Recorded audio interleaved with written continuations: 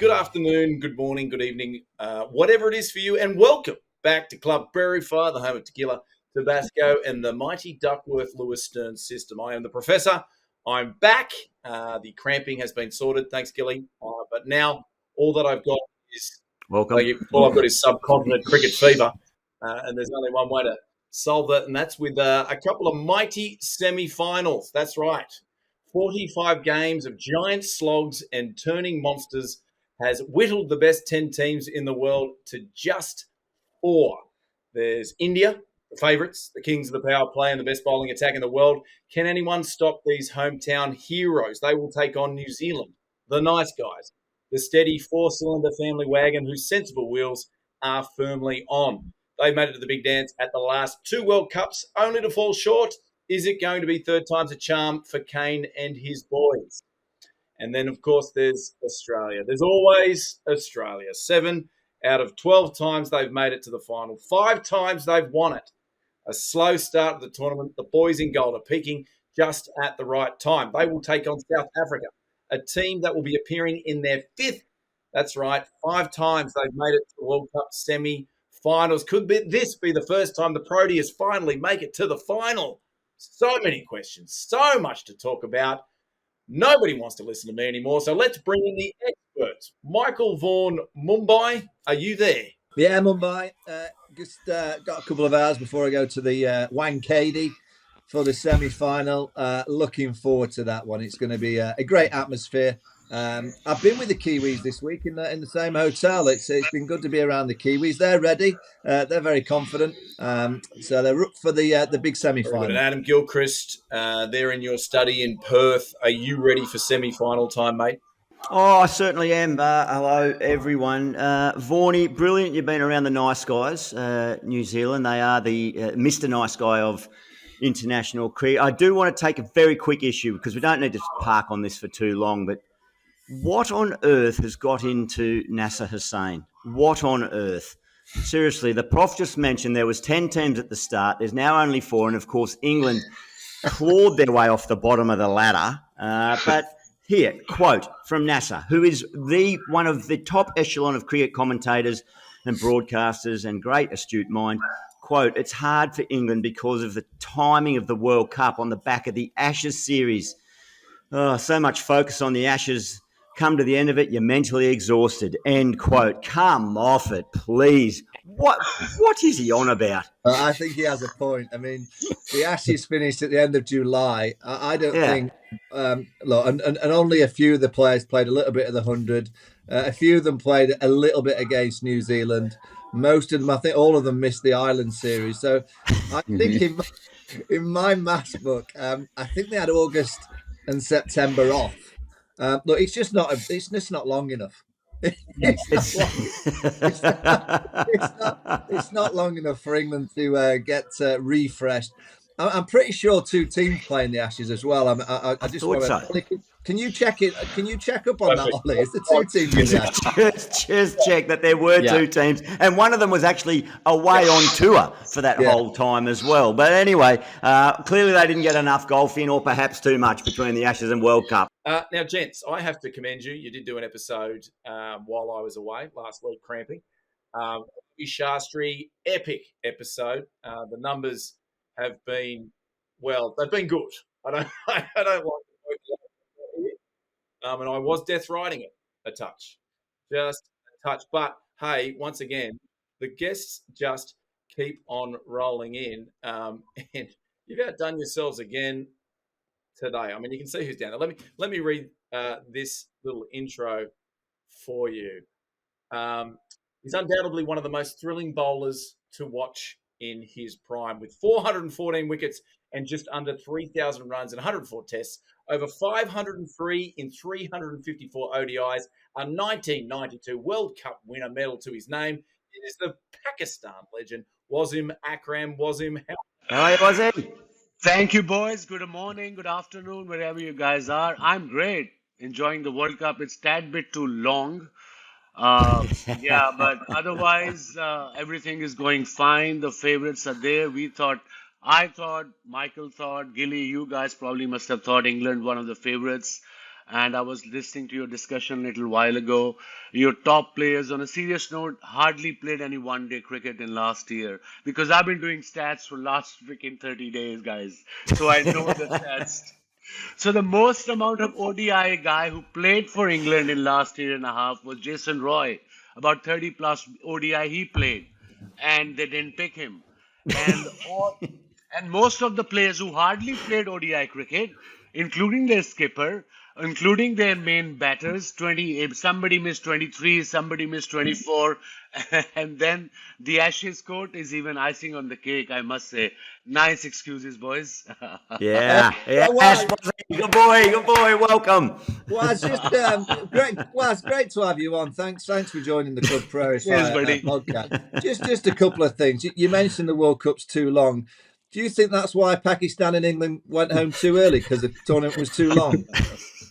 Probably. Like you said, Ashes, Pakistan Cricket Board organized beautifully before the World Cup. The boys were in 2 months in Sri Lanka. 2 months. Two test matches, Asia Cup, three ODIs against Afghanistan, and then Lankan Premier League. All our main players played in that league. So they were there for 2.5 months before the Asia Cup.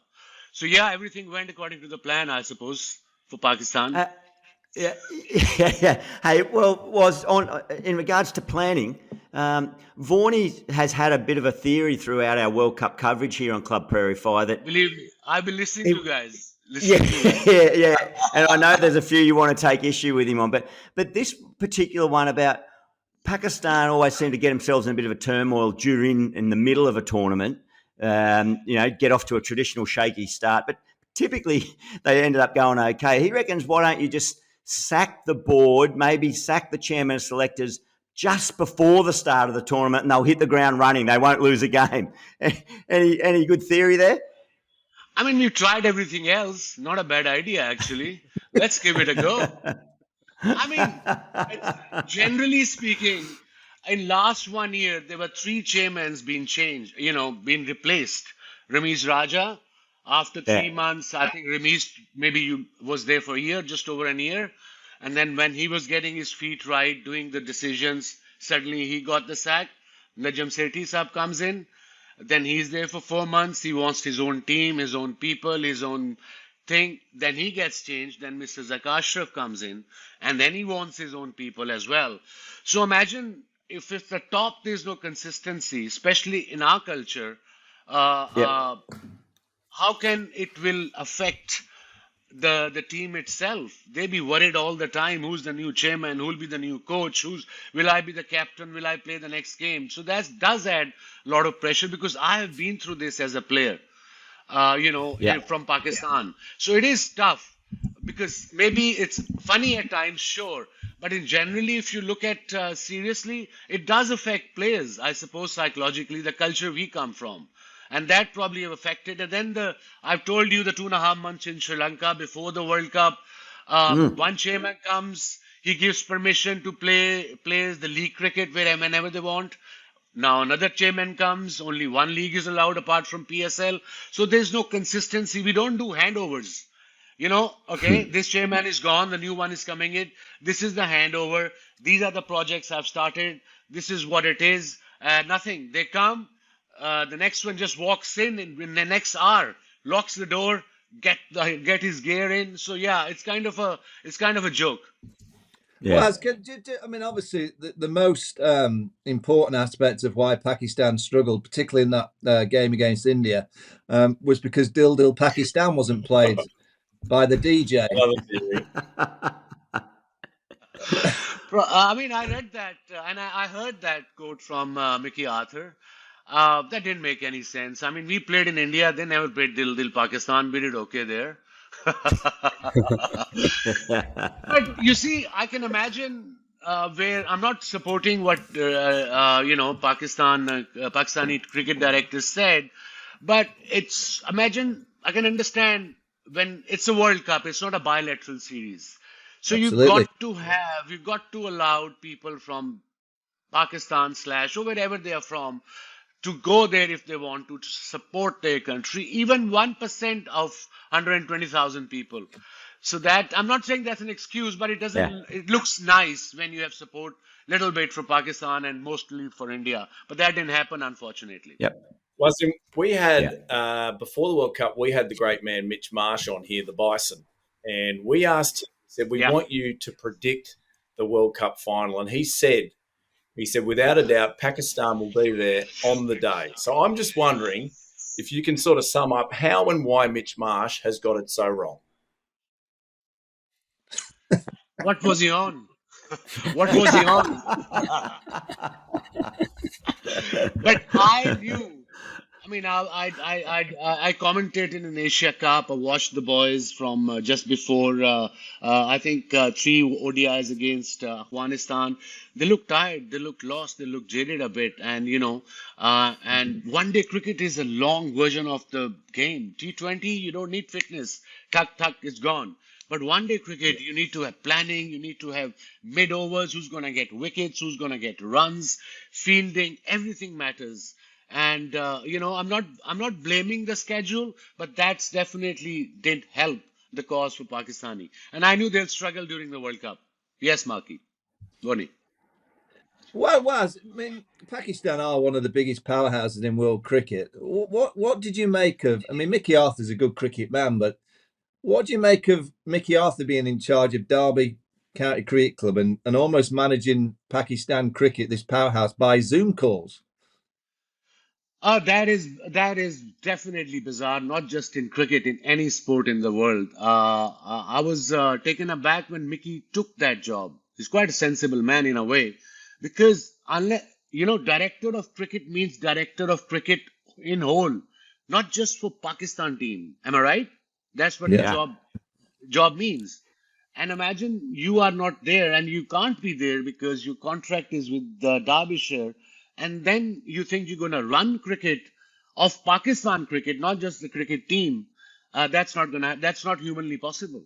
And I don't know why he accepted that job, and whatever criticism he's getting, I suppose he asked for it in a way. I mean, now he won't be there. Will he be in Australia tour? He probably will be. We don't even know who against Australia. 14 December is the first test match. Who are the fast bowlers who's going to go to play test cricket? And we know 130, 135 plus in Australia after first 10, 15 overs, they're going to get hammered in test cricket as well. Now, we're going to take a quick look at the results that have happened just in this last week. And I thought why don't we start, Wasim, with what I wanted to ask you. So Pakistan unfortunately missed out on the finals, disappointment for the whole country. But was it an all-time low to lose to the minnows that is England in your last... Yeah. England 9 for 337. Vaughany, all of a sudden they know how to bat when it means nothing. Pakistan 244. Wasim, what went wrong? Yeah. But Vaughany, I just want to know literally what went wrong with England cricket. Not the Ashes. I don't want that excuse. You have to give me the right excuse. Then I come one. Or the reason. In your opinion, serious opinion. It was the culmination of trying to copy Pakistan by going into the tournament with a huge amount of chaos. It didn't work. No. We are used to chaos. You guys are not. Let me tell you that. Absolutely spot on, Wasim. We're not very good at, and we're usually very, very professional when it comes to World Cups. We're very disciplined in terms of selection, and particularly the white ball team for many, many years. It's been a juggernaut of just the same team week after week. And you mentioned earlier in the pod about all the different players and this group of players not playing 50 over cricket. Well, the culmination of that, contracts didn't help. 1 or 2 dynamics in the side, loss of form, playing in India. The records here aren't tremendous. So you put all that into the pot. It's not great ingredients for a successful World Cup campaign. And even for future for England white ball cricket, Harry Brooks is the main player. Everything should revolve around him and will revolve around him. He's one of the best finds in world cricket, and he hardly got a game in this tournament. And that was also a bit of a setback. Also, I mean, you've got to be respectful for England. The BCCI put them in places where there weren't many golf courses, so I think it was a bit unfair. Well, Yeah, and look, I think we've just wasted far too many minutes already on England on this podcast, so we've got to move on. But a man that did have a good excuse for you was about Pakistan's travails and the rest of the tournament other than India.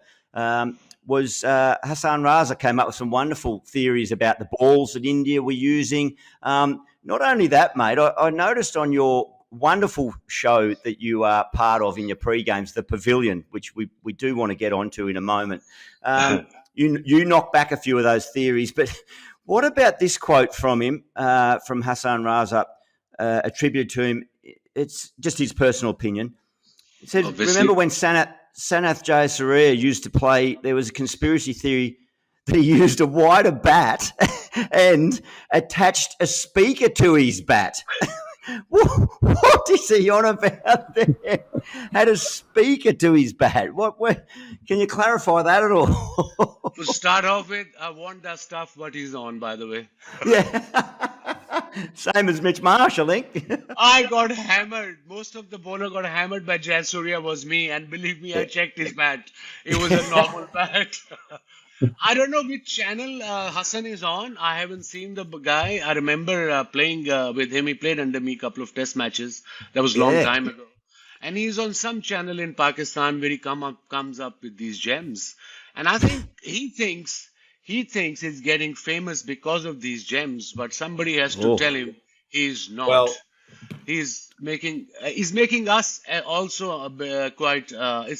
For even us, it's quite little embarrassing when somebody comes up with these kind of claims, stupid claims. I hope he feels better soon, though. The good news is, there is somebody keeping him in check, and he's on this podcast.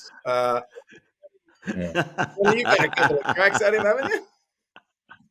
Yeah, I mean, I liked it. I mean, there's two. The ball one was great. I mean, but I thought his ball theory came unstuck when Jadeja started spinning it. I don't know if you can get a ball that spins a lot more than any other spinner. The other one, which was a good one from Hasan, was about the technology that he felt that the BCCI was controlling Hawkeye. Now that is a good effort. If that can happen, can England have that for the next tournament? Yeah. I think that's where, guys, somebody has to explain it to public that how does Hawkeye/television work? It's nothing to do with BCCI or anyone. It's just a different production company who runs the whole thing. But that's what conspiracy theories, social media is all about. 90% of the news now I double check, triple check. Either it's fake or either it's actually the news. And most of the time it comes out fake, including my quotes. People are just writing my quotes, totally fake. So that's...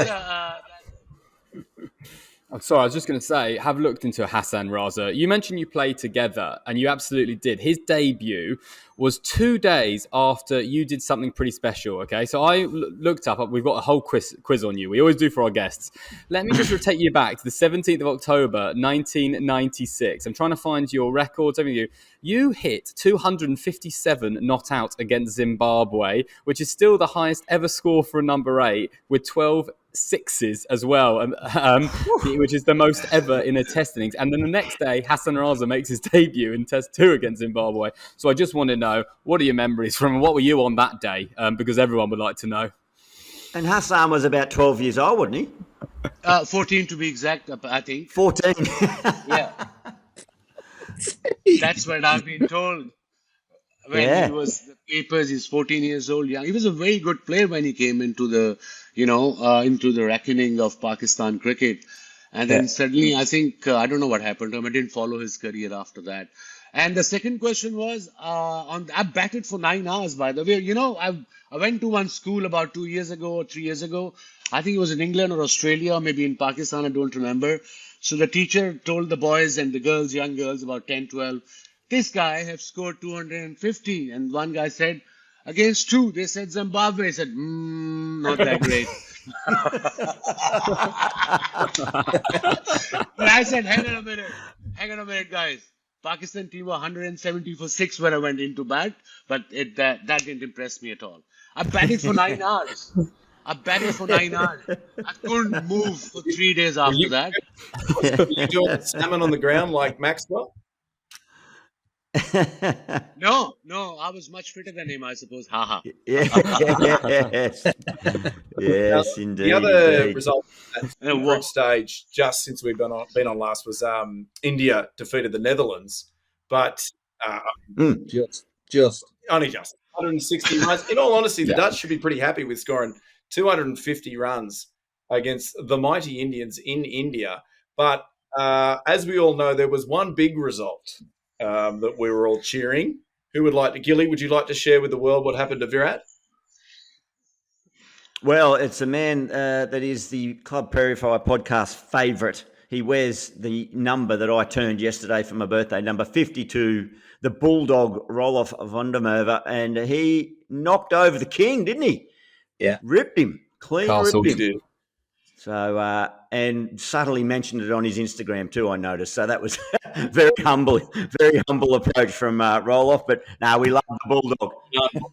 Yeah, that was nice. But also in that game, it was nice to see Virat get a wicket. You know, Virat with his little in-swingers. And another one of my good friends was Mohammed Hafeez, who I've become a good friend with over the last few weeks.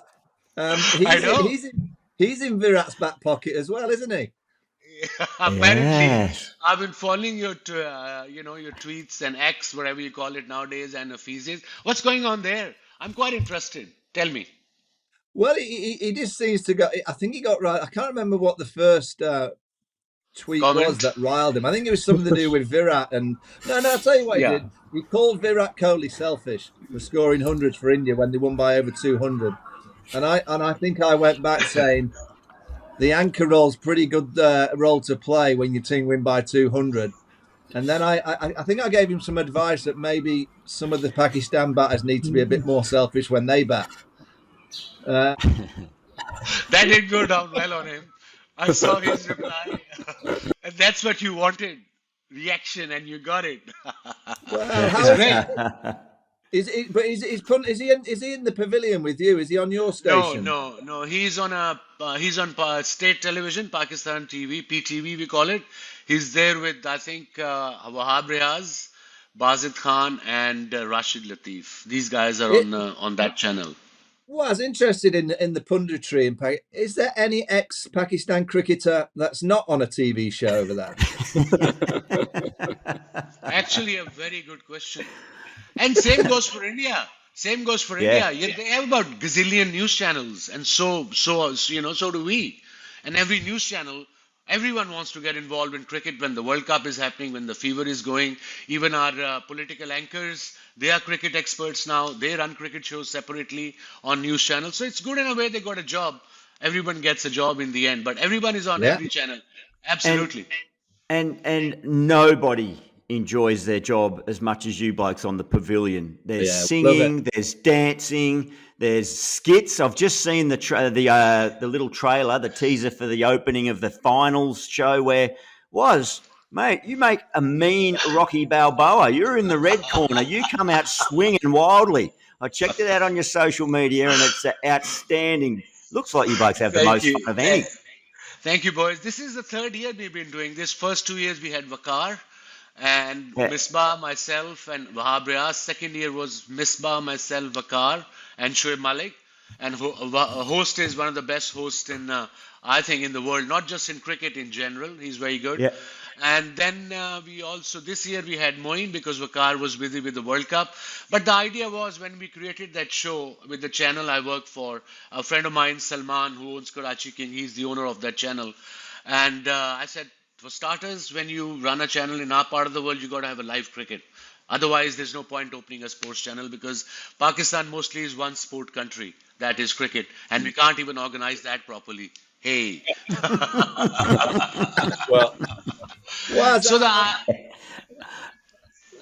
So the Pavilion, I think I've worked for every single TV station in the world, barring this show in Pakistan. I'd love to come on the Pavilion. Yeah, I would love to have you one day when we played England, maybe the June-July World Cup. You never know. Well, you know. Yeah, you have to learn a bit of Urdu as well, Hindi/Urdu. Then that you'll do well. But yeah, just make sure you recruit Mohammed Hafeez and Hasan Raza for the same project if you can, because that will be must-see viewing. All right, already planned Very it, good. Gilly. Thank you. Or if you chat, So the idea of the show was just be straight, be direct, have bit of fun, no personal or any attack on, we don't have to like or dislike a personally any team, any player, just be neutral. And that's all we did. There is no secret recipe to it. And just, respect each other's opinion, differ if you had to, but and move on that was quickly. if you chat to your mate Yeah, and he's nice. after a show that has an ex-Aussie cricketer, an ex-English cricketer that just argue a lot. Yeah. I can point you in the direction you want. There's a very good one there at the moment. Now, as we wrap up the group stage, we have been for each week or every couple of days, we've been picking a Player of the Week award. So we thought this was Ollie's idea that we'd actually make it this time the Player of the Group stage, where we pick from those 45 matches who we think was the standout. It's brought to us now by PlayBook, a brand new sponsor.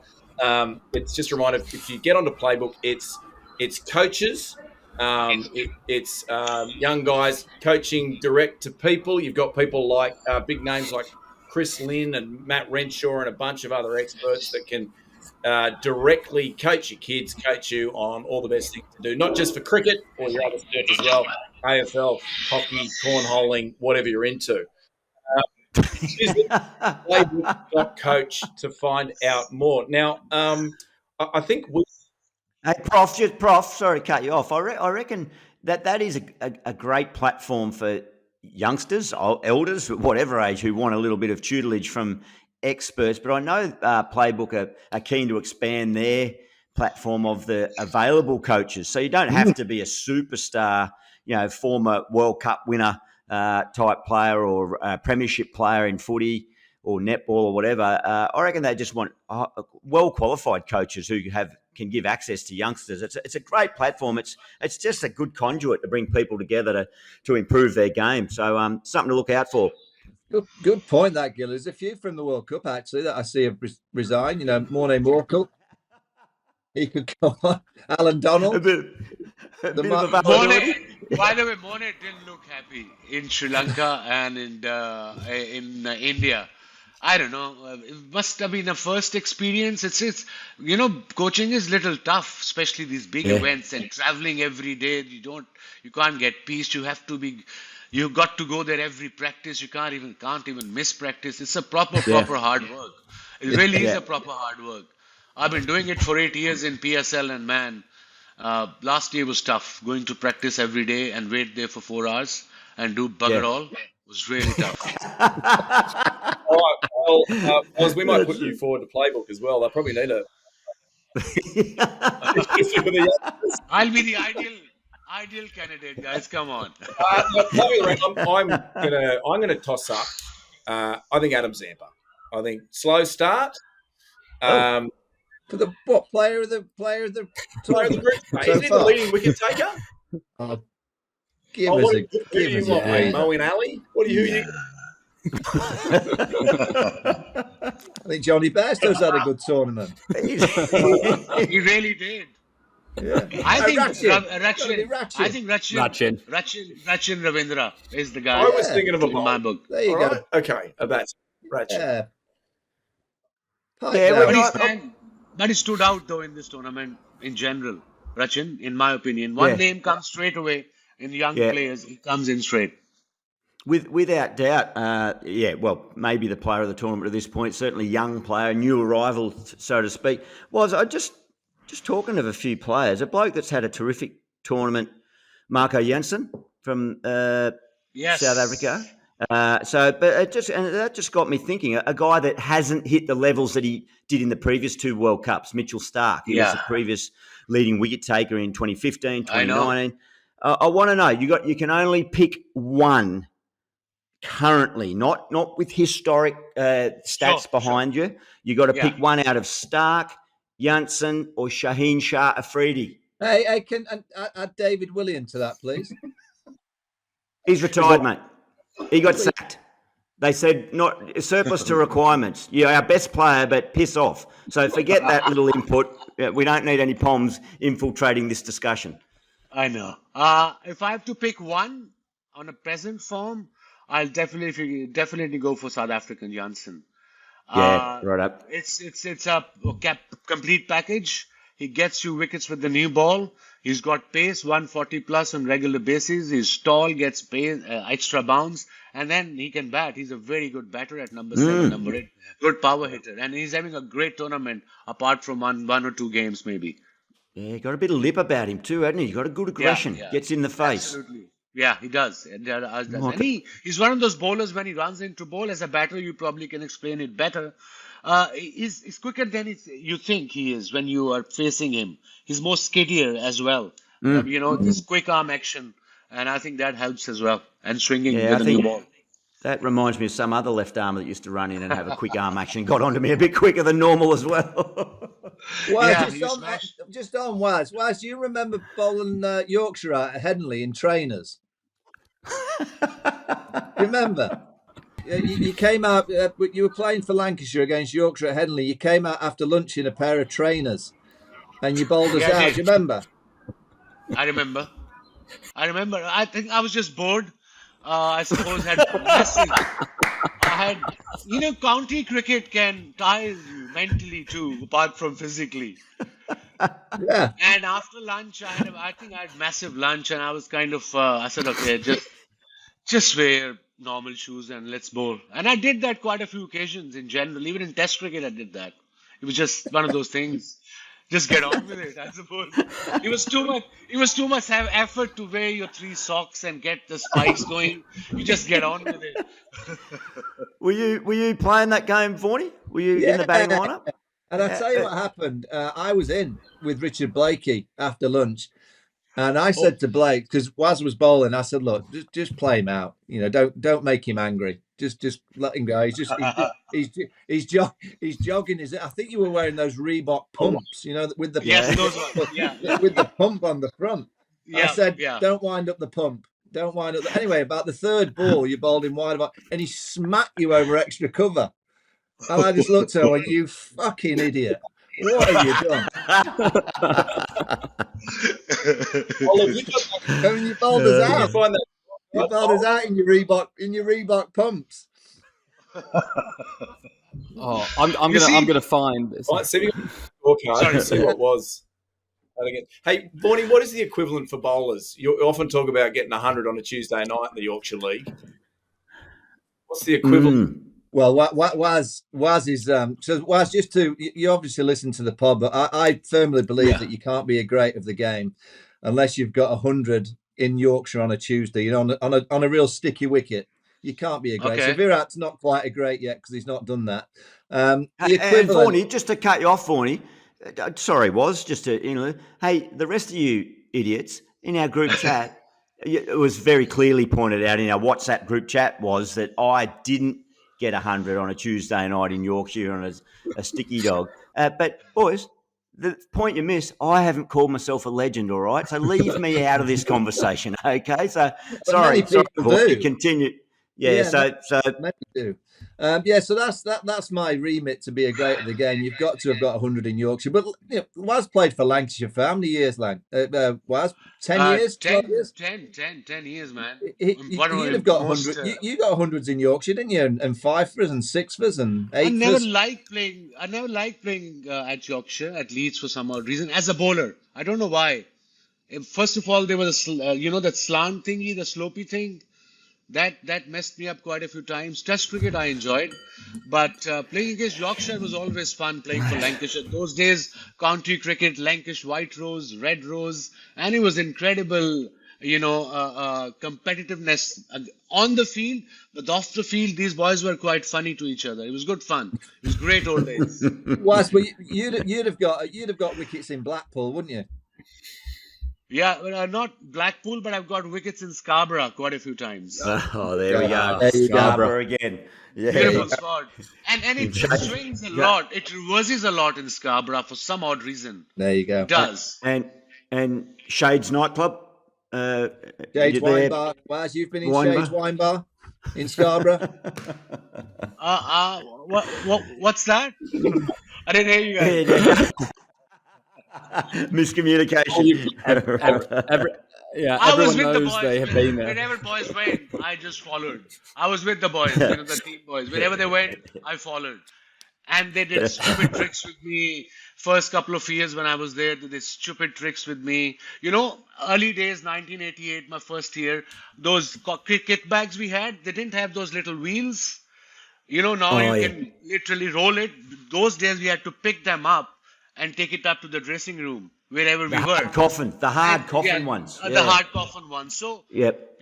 first month, when you're a young kid, you don't go under your kit bag. You take the stuff out, wear it, and go out. You hardly wash your stuff because you're 8, 19, 20 years old. And after a month and a half, I was carrying my bag from one ground to my car, and it was freaking heavy. I said, why it's so heavy? There are only 2 bats in there. That's it. And my, 3, 4 pairs of, shoes.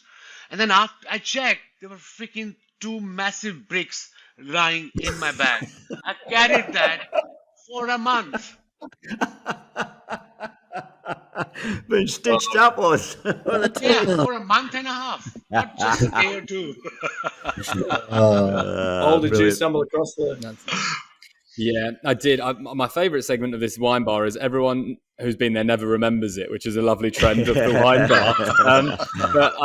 I've found the scorecard here: Lancashire, Yorkshire, the Roses, 1993. First innings, we've got Wasim Akram, 23 overs, 4 maidens, 8 for 68. Oh! but he didn't get Blakey in the first innings, but he did in the second innings, where he picked up 29 overs, 8 maidens, 4 for 57. Oh, wow. But it wasn't enough. Yorkshire actually went on to win by 19 runs, thanks to Michael. Yeah, Michael Vaughan got 28. He nearly hit the winning runs, 39. He's second top scorer, but just fell short. That was my debut. Oh, yeah, I remember that. That was at Lancashire, wasn't it? Or Old Trafford? Yep, Old Trafford. Did Ravi Shastri was a pro? Who was a pro for them? For us, Richie Rich. No. Richie Richardson. Richie Rich. Richie Richardson. Yeah. And on your debut, your first ever innings, Wasim got you out. It was caught by Hegg, bowled Wasim for 64. And I tell you what, so that was, you probably don't remember, but I certainly do.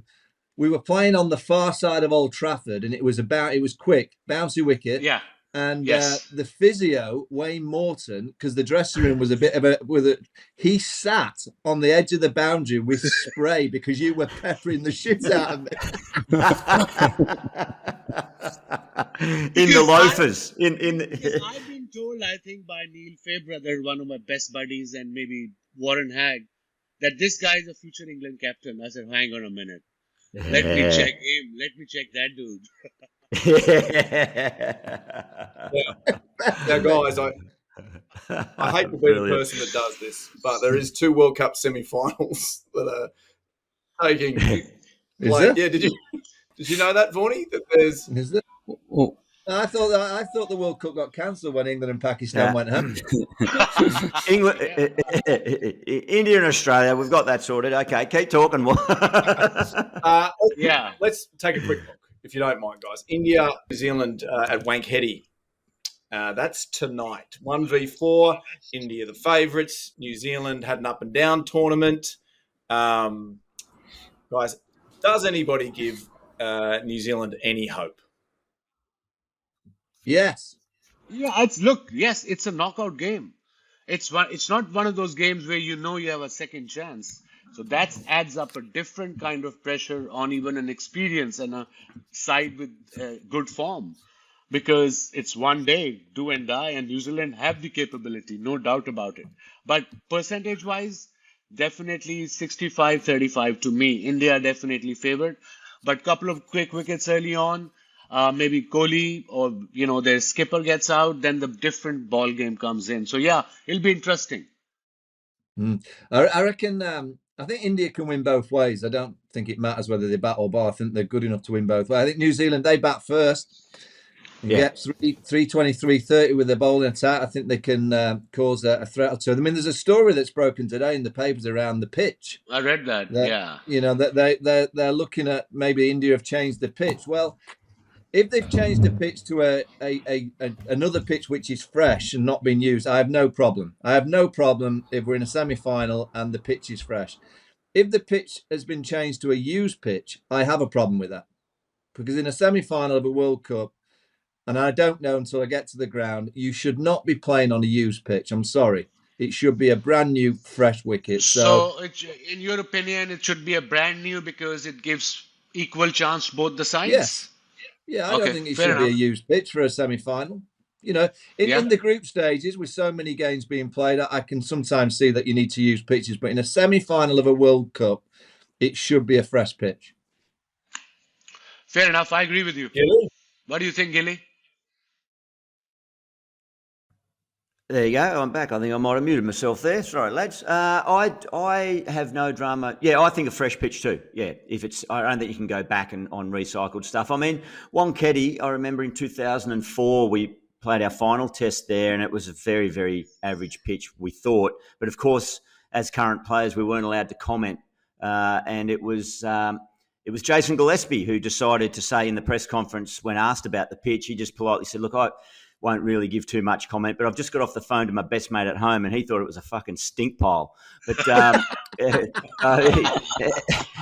probably summed it up. But no, look, I agree. The sentiment about New Zealand bat first, that's their chance. I don't fancy anyone against that Indian bowling lineup in that sort of twilight nighttime mode. It's just been unbelievable, particularly there in Mumbai with the swing and seam and good pace. So we'll have to wait and see. I mean, they kind of, when you talk about teams in this World Cup, you talk about all bases covered, 3 different kind of spinners, a left arm leg spinner, then the left arm, Jadeja, then off spinner, and then the fast bowlers, Bumrah, Siraj, Shami. Every time Kohli. They come on to bowl, it feels like, Kohli. And every time they come on to bowl, it feels like they're going to get wickets, and it's difficult to get away.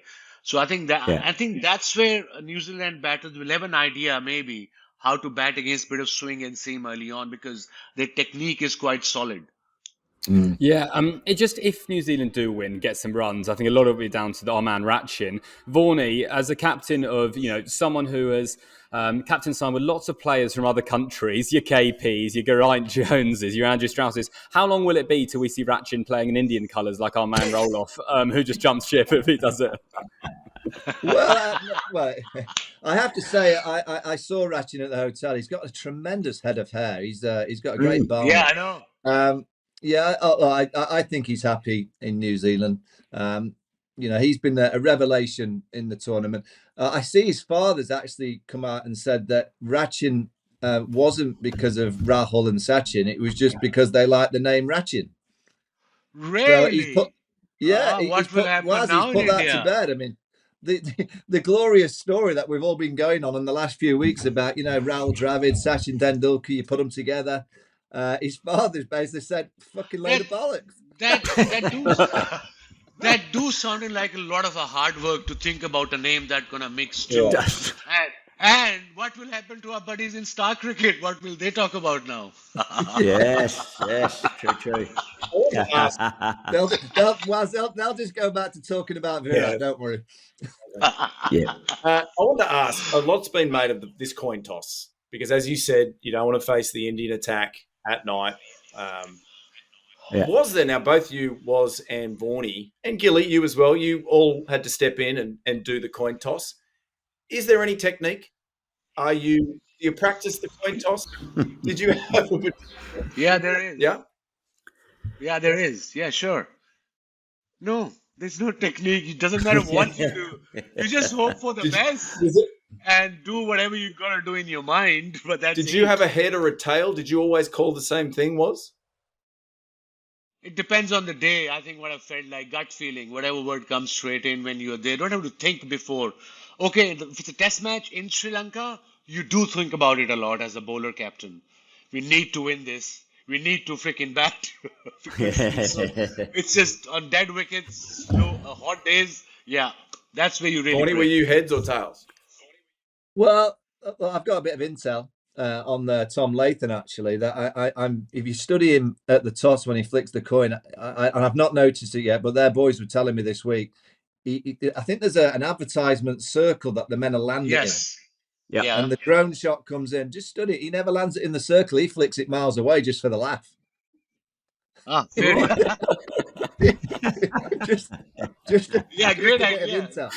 And also, I used to do that just for a bit of a giggle because you can get a bit bored as captain.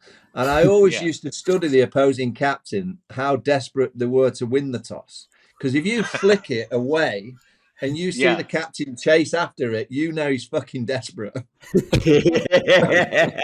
A little bit of psychology there, just to see what kind of desperate state they were in. Yeah, I mean, that's the captains we're focusing on. But we had the great Ravi on our last pod. I know. And look, I think we need to keep a close eye on. I'm assuming it might be Ian Bishop standing in the middle of Wonkeddy, I reckon. I'm not sure, but he's done a few tosses in his time. But, surely, what we do know is Rav there, I'm thinking about the other semi-final. So Ravi tonight, Ravi in the first one compared to who does the second one. Let's just have a little bit of a announcement off between those two. But Rav will be there at Wonkeddy for sure. That's going to be massive. Rav is the man. He's the man of the moment. Venkatesh from Mumbai, loves Bombay, lives born and bred in Bombay. Semi-final in Bombay, India playing. He's the man. And he's going to be noisy. Yeah, he likes Bombay Sapphire as well. Yeah. We're just looking at the news. Speaking, we've heard about the pitches. The other bit of news is, and Gilly, I don't know if you're nervous, that there's some serious weather coming in, and we may not see Bishop at all. If we go to semi-final 2, Australia, South Africa, nerves at all? No, because even if it's completely washed out, South Africa will find a way to stuff it up in that semi-final. It's just tradition and history. That something will happen. It'll get to 10.1 overs or whatever's required. It'll just be enough. Well, let's do that. So they'll call in Lance Clues, won't they? And Alan Donald just to give them a team chat. How can we screw it up when it's raining? I mean, we are big fans of the Duckworth Lewis here. You know, I'd love to see it. I'd love to see a match 10 overs against 10 overs. Lots of chat about making the ODI shorter. Pro, it can't be. It's got to be 20. There you go. It has to be 20 overs or more. Yeah. Otherwise, no. That's no hands to Duckworth Lewis, as I said. Do we know? Duckworth Lewis, Stern, please. Yeah, Stern. Don't forget Stern. Do we know? So if it's rained, who is it? He suppose he was the third one. Why do you know who Stern is? Yeah, he said to Duckworth and Lewis, "It's not really working. Let's." He was quite stern. Do we know if the game gets stopped halfway, washed out on day one, the reserve day comes in? Do you pick up where you left off, or do you start fresh? If they haven't, it depends. I think in Asia Cup, I remember if it's a 20-over game, it continues. It carries on. It's not a new game. It carries on. Right. I think. Okay. They'll try and get it done on day one. Yeah. Do not bank on me on these stats, but I'm just a wild guess. I hope it gets. Can I just say, I hope it gets done on day one, because on Friday night here in Mumbai, I'm off to see Ronan Keaton. Oh. Life is a roller coaster. Yeah, you got your priorities right, buddy. Yeah. I'm not available Friday night. Do you know Ronan? Will you go and hang out with him backstage? Yeah, golfing, mate. Yeah, we like a bit of row. Yeah, we're going to see how he goes down in Mumbai. There you go. Very true. I think it's important for due diligence here. Stern is Stephen Stern, and in November 2014, Duckworth and Lewis retired, and now this lad, Stephen Stern, has taken care of maintenance and upgrades in the mythology. That's why he got the shout out. Working. There you go. Excellent. Why did they retire all? What was it? Just age? Bloody old. Yeah, bloody old, it says. Yeah, they're very ancient. Yeah. Now, getting ancient. Timed out. I know we're talking of time. I know we're mindful of your time. You've got to get prepared for your 4.5-hour pre-game show that you do on the Pavilion. Mate, I wanted to ask you one thing about, obviously, take you back to 1992. We can't talk World Cup and not talk about your man of the match performance Runs, everyone remembers the bowling, but runs 30 odd off 18, which was just not heard of in those days. 3 for 49, both them early, and then Lammy and Lewis around the wicket, just magic. Was that the best World Cup strip ever? The clothing, the shirts.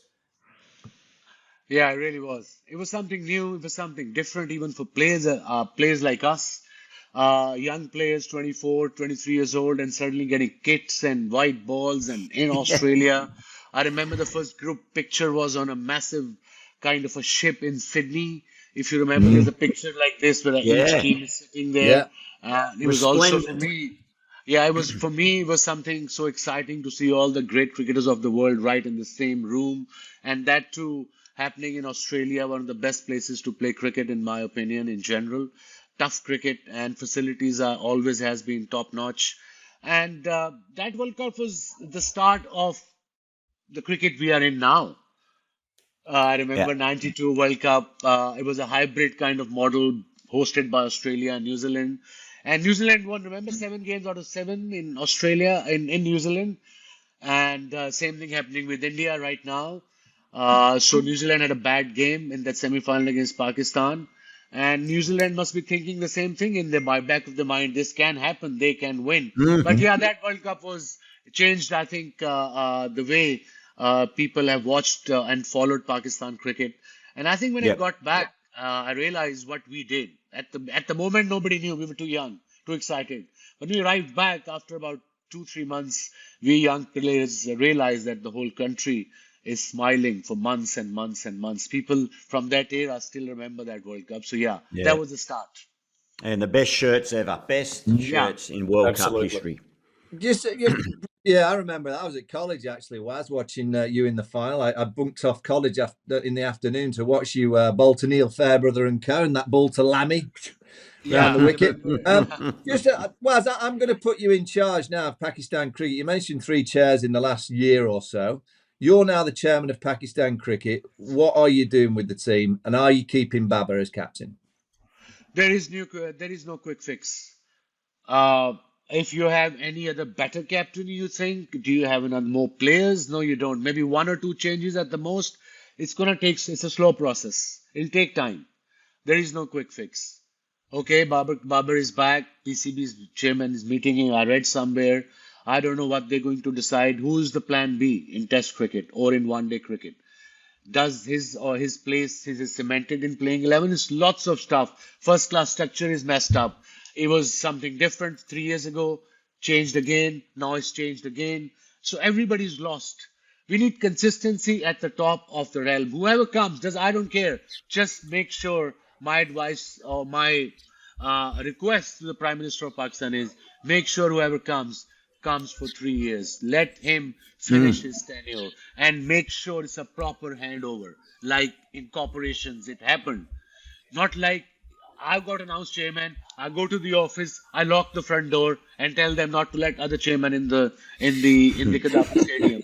We have to move on from that thing. It's okay. Your turn is gone. Let's welcome the next guy and just update him. Do you have a name of a person? I mean, I've given you the role, but is there someone out there? I'm not suggesting that you wouldn't take the role on, but who would you think is the right person to be that consistency at the top of the tree? Vaughany, I wouldn't take the role because I'm 57. It's so much unnecessary baggage comes with it. From media, from social media. Every second day, chairman PCB trends for some reason and not the right reason. And I'm enjoying life, traveling, working on the sport I love and I played for 20 years. Why take unnecessary stress? There is no particular name, but for me, it should be a person between 50 and 60 who has the energy, who also have the experience. It might not have to be a cricketer, but he should have cricketing knowledge. He can get cricketers to help in a cricket committee or whatever, to help him to make cricket decisions and then leave it to them instead of butting in every time. When they pick a squad for, say, Australia trip, it will go to the chairman. He had to sign it off. If he doesn't sign, they won't announce the team. So these things got to go. Selection committee, Pick your team, send it, and announce it. Done. Yeah, and the other, you mentioned talking to your Prime Minister, the other thing I'd suggest to him is just a cautionary tale from Sri Lanka. Don't get the government too involved, PM. Exactly. Well, now It sounds like was the perfect role for Hasan Raza. Is that right? we got to get him on. Mohammed Hafeez's deputy. Yeah. Boys, what an absolute champion for coming on. Was Vaughany, was he the bowler you feared most when you were playing? Oh, he Gilly will probably agree. His arm action was that quick. Some bowlers, quick bowlers, they gave you a few deliveries, particularly if you opened the batting just to get a look, before they got into their full pelt. Wasim's first ball, because it was like a bowling machine, wasn't it, Gil? Just straight at you. Yep. Unbelievable. Yeah. He when he bowled the best, I don't think I faced a better bowler when he was on his pomp. He was unplayable. Couldn't get near him. Reverse swing, conventional swing, and that bouncer. Jesus Christ, it came from nowhere. No, I agree. Most skillful bowler played against, most dangerous bowler, and had enough pace to keep you really concerned. But the skill was first 3 balls of a one-dayer. He bowled a wide outside off stump. He bowled a wide down the leg side, and I thought, geez, he hasn't got his range here. Next ball, off stump, ripped out of the ground. She was over before it began. And on that note, I'm going to slip into a toast. Very good. It'd be rude not to. It'd be prudent to have the appropriate Prairie Fire to acknowledge one of the game's greatest, and as Vaughany and I both said, probably the best bowler that we faced, and a wonderful guest. And I'm going to get self-indulgent and say happy birthday, Churchy, yesterday. Anyway, cheers, boys. Enjoy the semi-finals. Happy birthday, Gilly. Cheers, Gilly. Yeah. And here's to the Pavilion show. I think it's fantastic. Here's to you being on there soon. Can't wait. Go the Aussies.